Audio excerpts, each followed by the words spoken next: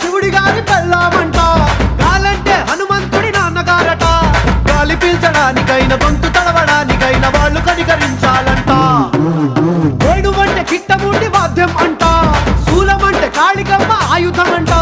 పాట పాడడానికైన పోటు పడవడానికైన వాళ్ళు ఆనతిస్తేనే అన్నీ జరిగేనంట. రంగా రంగా రంగస్థలాన రంగు పూసుకోకున్నా ఏస వేసుకోకున్నా ఆట బొమ్మలహు అంట, మనమంతా తోలు బొమ్మలహు అంట.